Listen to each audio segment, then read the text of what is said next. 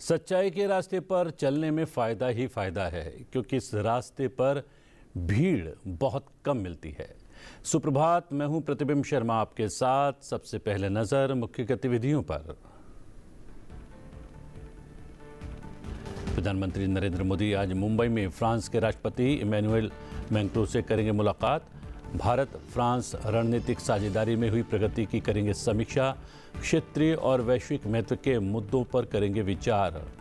दोनों नेता भारत फ्रांस नवाचार वर्ष 2026 का करेंगे उद्घाटन। मैक्रों नई दिल्ली में एआई इम्पैक्ट शिखर सम्मेलन में भी लेंगे हिस्सा।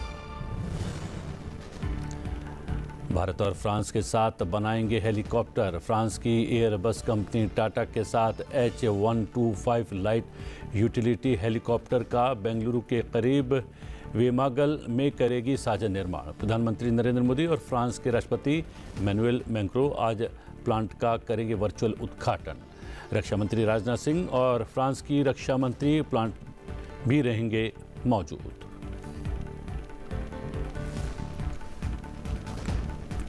प्रधानमंत्री नरेंद्र मोदी ने इंडिया एआई इम्पैक्ट एक्सपो 2026 का किया उद्घाटन।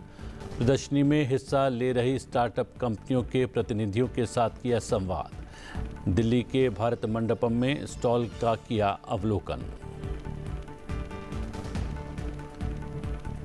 बांग्लादेश में नई सरकार का शपथ ग्रहण समारोह आज। ढाका स्थित संसद परिसर में होने वाले समारोह में दक्षिण एशियाई क्षेत्रीय सहयोग संगठन देशों के विदेश मंत्रियों सहित कई विदेशी गणमान्य होंगे शामिल। लोकसभा अध्यक्ष ओम बिरला करेंगे भारत सरकार का प्रतिनिधित्व। प्रधानमंत्री नरेंद्र मोदी ने सोमवार को उपराष्ट्रपति सीपी राधाकृष्णन से उपराष्ट्रपति भवन में की शिष्टाचार मुलाकात।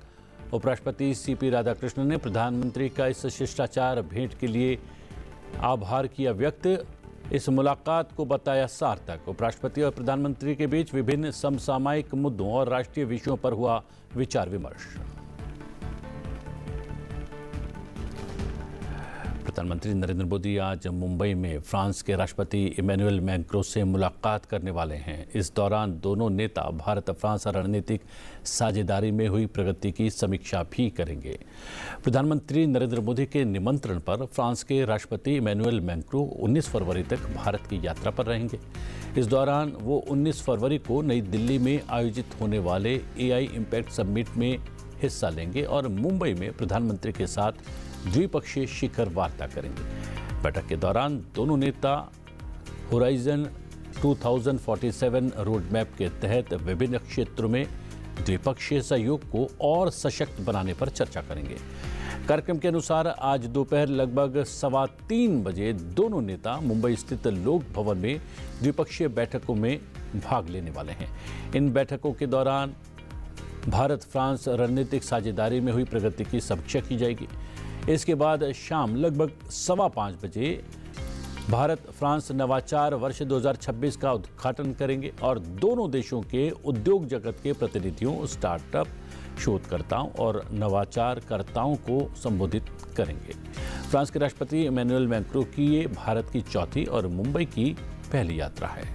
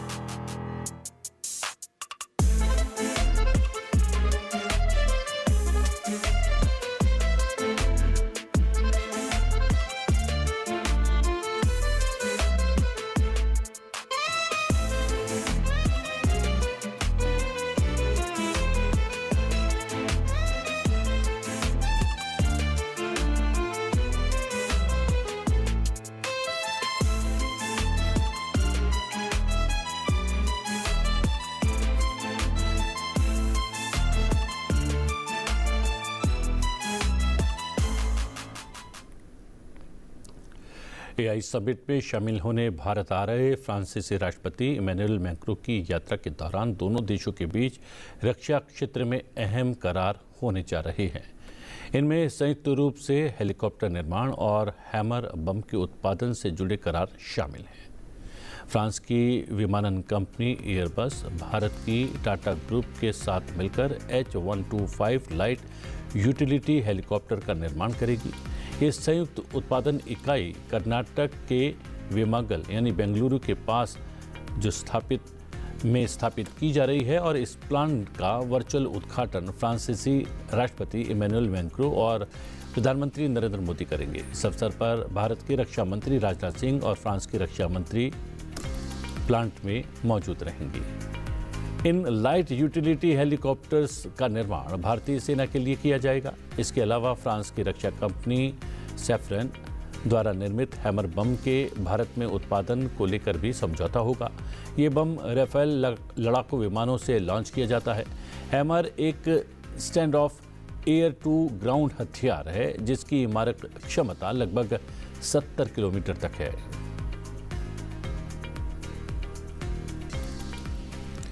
इंडिया एआई इम्पैक्ट सम्मेलन 2026 दिल्ली में शुरू हो गया है। 5 दिन का ये सम्मेलन किसी विकासशील देश में आयोजित होने वाला पहला वैश्विक एआई शिखर सम्मेलन है। ये सम्मेलन वैश्विक एआई कार्ययोजना में भारत की भूमिका को मजबूत करने का महत्वपूर्ण मंच है। ये भारत को वैश्विक एआई सहयोग में संयोजक और भागीदार के रूप में भी स्थापित करेगा, जो सार्वजनिक हित के लिए साझा मानकों, सहयोगी ढांचे और समाधानों का समर्थन करता है।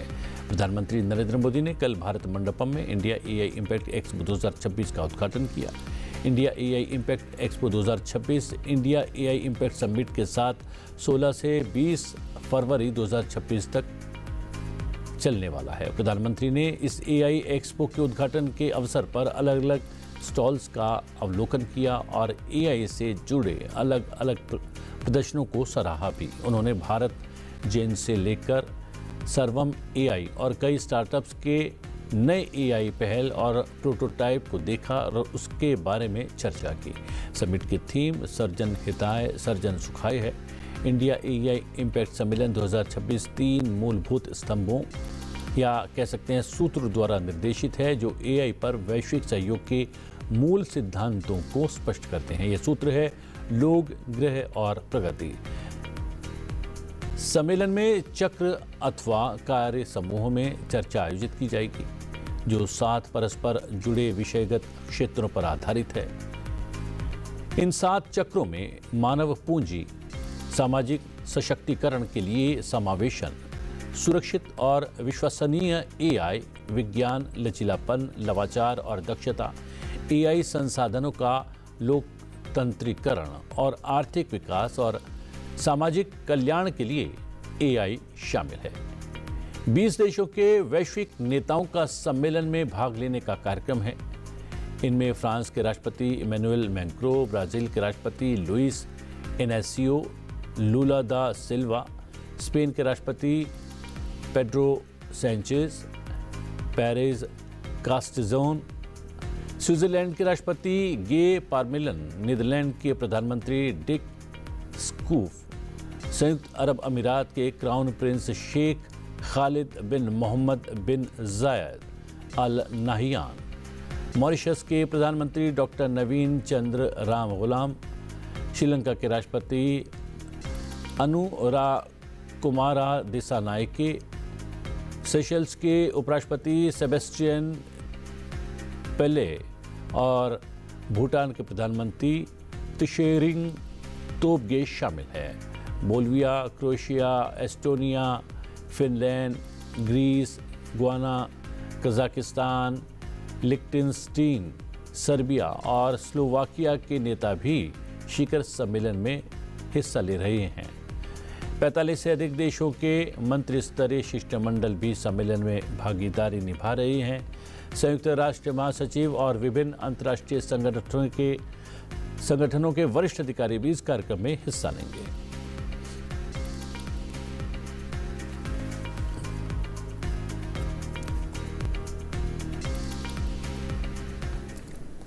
उपराष्ट्रपति सीपी राधाकृष्णन ने दिल्ली के भारत मंडपम में इंडिया एआई इम्पैक्ट समिट प्रारंभ होने पर अपनी शुभकामनाएं दी हैं। उन्होंने कहा कि भारत एआई इम्पैक्ट सम्मेलन देश के जनहितैषी और लोकतांत्रिक एआई भविष्य को आकार देने का अग्रणी प्रयास है। उपराष्ट्रपति ने एक सोशल मीडिया पोस्ट में कहा कि ये भावना सम्मेलन की थीम सर्जन हिताय सर्जन सुखाय में प्रदर्शित होती है। उन्होंने ये भी कहा कि एआई के विकास के केंद्र में सार्वजनिक हित, सुलभता और वैश्विक सहयोग को रखकर भारत विकसित देशों की तकनीकी शक्तियों को विकासशील देशों के पैमाने और क्षमता से जोड़ने का प्रयास कर रहा है। उपराष्ट्रपति ने कहा कि ये शिखर सम्मेलन वैश्विक स्तर पर समावेशी और साझा प्रगति को बढ़ावा देगा। पिछले वर्ष पेरिस में आयोजित एआई एक्शन सम्मेलन के दौरान प्रधानमंत्री नरेंद्र मोदी के संदेश को दोहराते हुए उन्होंने कहा कि एआई को मानव केंद्रित और जवाबदेह होना चाहिए। केंद्रीय इलेक्ट्रॉनिक्स एवं सूचना प्रौद्योगिकी मंत्री अश्विनी वैष्णव ने डीप फेक और आर्टिफिशियल इंटेलिजेंस के दुरुपयोग से निपटने के लिए वैश्विक स्तर पर समन्वित कार्रवाई की मांग की है। उन्होंने चेतावनी दी कि बिना पर्याप्त सुरक्षा उपायों के तकनीक का अनियंत्रित उपयोग समाज में भरोसे की नींव को कमजोर कर सकता है। इलेक्ट्रॉनिक्स और सूचना प्रौद्योगिकी मंत्रालय द्वारा आयोजित इंडिया एआई इम्पैक्ट समिट में को संबोधित करते हुए केंद्रीय मंत्री अश्विनी वैष्णव ने बताया कि सरकार एआई से बने कंटेंट की वाटरमार्किंग और लेबलिंग के लिए सख्त नियम बना रही है ताकि मानव रचनात्मकता की प्रामाणिकता सुरक्षित रहे। उन्होंने ये भी कहा कि डिसइंफॉर्मेशन और डीप फेक्स जैसी चुनौतियों का सामना करने के लिए वैश्विक तकनीकी और कानूनी समाधान आवश्यक है। भारत इस विषय पर 30 देशों के साथ बातचीत कर रहा है। उन्होंने कहा कि डीप फेक और डेटा ब्रीच जैसी समस्याओं के खिलाफ गैर वार्तालापीय कार्रवाई होनी चाहिए क्योंकि ये पूरे समाज और देश को प्रभावित कर रही है।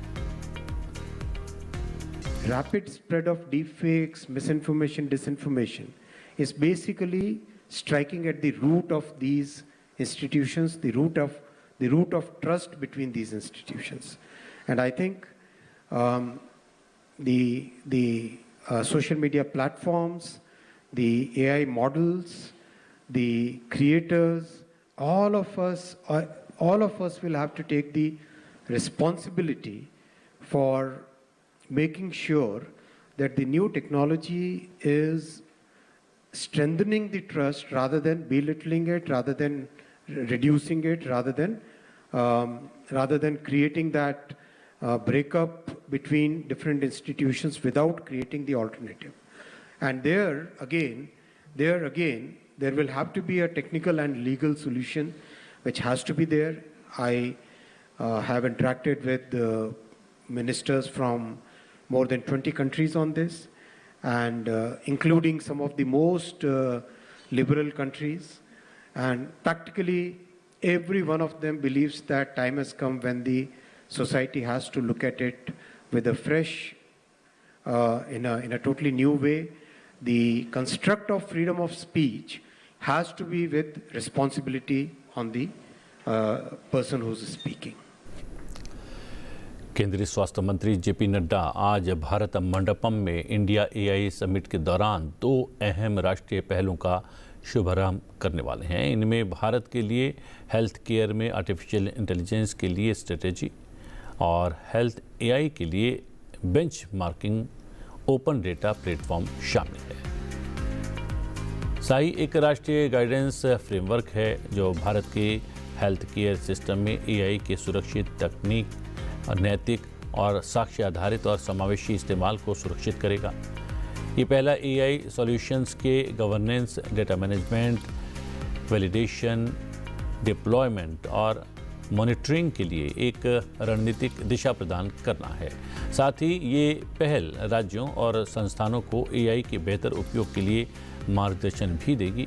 वहीं Indian institute of technology Kanpur ने नेशनल हेल्थ अथॉरिटी के सहयोग से BODH प्लेटफॉर्म विकसित किया है।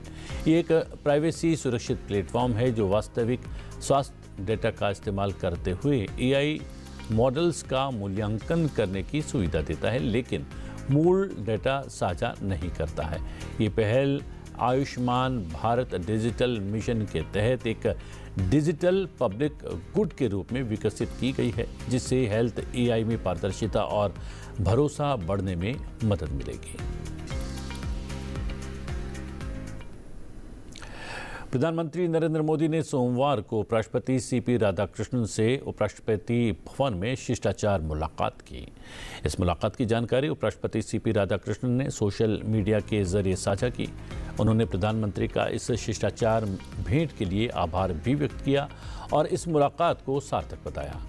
उपराष्ट्रपति और प्रधानमंत्री के बीच विभिन्न समसामयिक मुद्दों और राष्ट्रीय विषयों पर इस दौरान विचार विमर्श हुआ।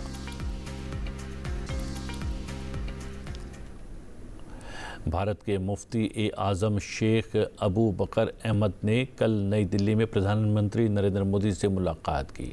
इस दौरान सामाजिक, मानवीय, शैक्षिक और विकासात्मक मुद्दों के साथ अल्पसंख्यक कल्याण और महत्वपूर्ण अंतर्राष्ट्रीय घटनाक्रमों पर चर्चा की। सोशल मीडिया पोस्ट में प्रधानमंत्री नरेंद्र मोदी ने बताया कि मुलाकात के दौरान कई मुद्दों पर विचार विमर्श किया गया। बैठक में समावेशी विकास, आर्थिक प्रगति के साथ खुशहाली सूचकांकों और मानव विकास पर समान ध्यान देने तथा जनसंख्या अनुपात और क्षेत्रीय संतुलन के आधार पर संसाधनों के न्याय संगत वितरण की आवश्यकता पर जोर दिया गया। प्रधानमंत्री ने सामाजिक सद्भावना, भाईचारा बढ़ाने और शिक्षा को बेहतर बनाने के लिए मुफ्ती ए आज़म के प्रयासों की सराहना की। प्रधानमंत्री नरेंद्र मोदी ने ग्रैंड मुफ्ती के नेतृत्व में संचालित शैक्षिक और सामाजिक कल्याणकारी पहलों की प्रशंसा की और कहा कि उनकी वैश्विक गतिविधियां भारत की प्रतिष्ठा बढ़ाने में योगदान दे रही हैं।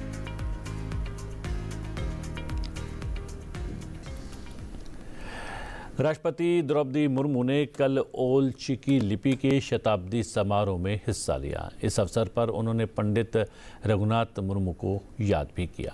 राष्ट्रपति ने संथाली भाषा में संविधान के अनुवाद की सराहना की और इसके संरक्षण और डिजिटल उपयोग को बढ़ावा देने पर जोर दिया। इस अवसर पर राष्ट्रपति द्रौपदी मुर्मू ने संथाली भाषा के महत्व पर प्रकाश भी डाला। भारतवर्ष में अनेक जनजातीय समुदाय है। उनमें से संथाल एक जनजाति है। संथाल समुदाय के लोग देश के अनेक राज्यों के साथ साथ नेपाल, भूटान, बांग्लादेश और मॉरिशस जैसे देशों में भी निवास करते हैं। संथाल समुदाय की अपनी भाषा, साहित्य और संस्कृति है, लेकिन पहले संथाली भाषा की अपनी लिपि नहीं होने के कारण रोमान, देवनागरी, ओडिया, बंगाली आदि लिपियों में उसे लिखा जा रहा था। नेपाल, भूटान, मॉरिशस में रह रहे संथाल समुदाय के लोग भी उन देशों में प्रचलित लिपियों में संथाली भाषा लिखा करते थे। इन लिपियों में संथाली भाषा के मूल शब्दों का उच्चारण सही रूप से नहीं हो पाता था। 1925 में ओडिशा में मयूरभंज जिले के अंतर्गत रायरंगपुर के निकट डांडवस गांव में जन्मे इतिहास पुरुष पंडित रघुनाथ मुर्मू ने ओल चिकी लिपि का आविष्कार किया। उसके उपरांत संथाली भाषा के लिए ओल चिकी लिपि का उपयोग किया जा रहा है। राष्ट्रपति द्रौपदी मुर्मू ने कहा कि भाषा न केवल संवाद का साधन है, बल्कि ये संस्कृति, परंपराओं, इतिहास और सामाजिक पहचान की संरक्षक है। ये पीढ़ियों तक ज्ञान, लोकगीत और मूल्यों का प्रसार कर सामाजिक एकता बनाए रखती है। उन्होंने ये भी कहा कि किसी भी लिपि का शताब्दी समारोह मनाना ऐतिहासिक है। उन्होंने कहा कि भाषा जोड़ने का एक बहुत ही महत्वपूर्ण माध्यम है। हमारे देश के साथ साथ विदेशों में भी ओल चिकी को पहचाना जा रहा है। डिजिटल प्लेटफॉर्म में भी ओल चिकी का विस्तार बहुत तेजी से हो रहा है। राष्ट्रपति भवन की वेबसाइट पहले अंग्रेजी एवं हिंदी में भी उपलब्ध थी। आप सबको ये जानकर प्रसन्नता होगी कि अब संविधान के 8वीं अनुसूची की सभी 22 भारतीय भाषाओं में ये सुविधा प्रदान की गई है। संताली भाषा में राष्ट्रपति भवन की वेबसाइट ओलचिकी लिपि में है। ओलचिकी के शताब्दी वर्ष समारोह अगले कुछ दिनों में संपन्न हो जाएंगे, लेकिन इसके बाद भी इस लिपि के प्रचार प्रसार को मजबूती के साथ आगे बढ़ाते रहने की जरूरत है। लोकसभा अध्यक्ष ओम बिरला आज ढाका में आयोजित शपथ ग्रहण समारोह में भारत का प्रतिनिधित्व करने वाले हैं। ये समारोह बांग्लादेश नेशनलिस्ट पार्टी के अध्यक्ष तारिक रहमान के नेतृत्व में नवनिर्वाचित बांग्लादेश सरकार के गठन के उपलक्ष्य में आयोजित किया जा रहा है। इस महत्वपूर्ण अवसर पर लोकसभा अध्यक्ष की उपस्थिति भारत और बांग्लादेश के बीच गहरी और अटूट मित्रता को रेखांकित करेगी। मंत्रालय ने बताया कि भागीदारी दोनों देशों को जोड़ने वाले साझा लोकतांत्रिक मूल्यों के प्रति भारत की दृढ़ प्रतिबद्धता को भी दर्शाती है। भारत ने तारिक रहमान के नेतृत्व में गठित निर्वाचित सरकार का स्वागत करते हुए कहा कि उन्हें जनता का व्यापक जनादेश प्राप्त हुआ है। साझा इतिहास, संस्कृति और पारस्परिक सम्मान से जुड़े पड़ोसी देशों को रूप में भारत ने बांग्लादेश के साथ अपने संबंधों को और मजबूत करने की प्रतिबद्धता दोहराई है।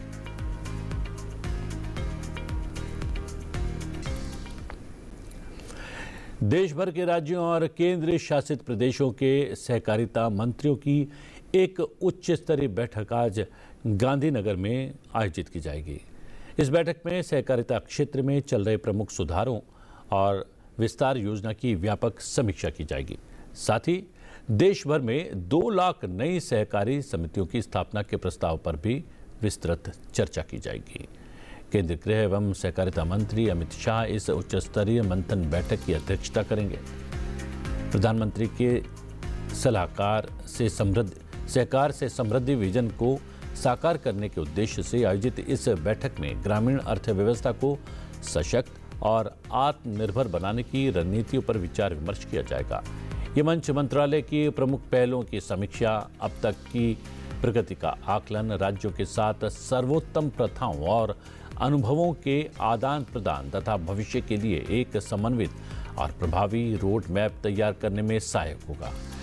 बैठक में ग्रामीण अर्थव्यवस्था को नई गति देने के उद्देश्य से स्थापित की जा रही 2 लाख नई बहुउद्देशीय प्राथमिकी कृषि ऋण समितियां, दुग्ध उत्पादन और मत्स्य पालन सहकारी समितियों की प्रगति पर भी चर्चा होगी।